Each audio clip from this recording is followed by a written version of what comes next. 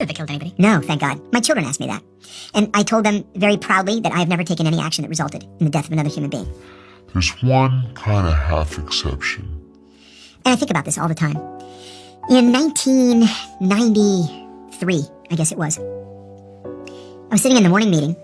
I told you earlier that every unit meets every day at 9 o'clock, and you just talk about what happened in the country that you cover overnight. I was in the morning meeting, and the secretary came in, and she said, "John, General Powell is on the phone for you. Call him Powell."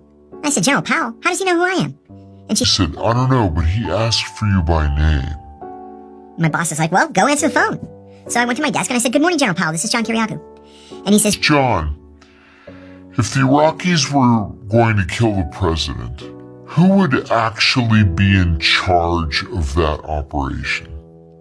And I said, "Well, if you're talking about the attempt to kill President Bush, George H.W. Bush, he had been visiting Kuwait."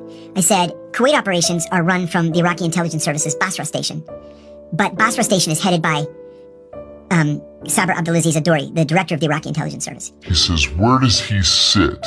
I said, "Baghdad." "Where exactly in Baghdad?" I said, "If you hold on a second, I'll look up the address." So I looked it up.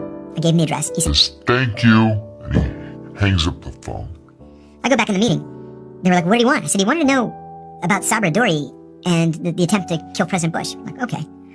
8 hours later, we fired 47 cruise missiles into Iraqi intelligence service headquarters. But by then it was the middle of the night in Baghdad. And we killed the janitor.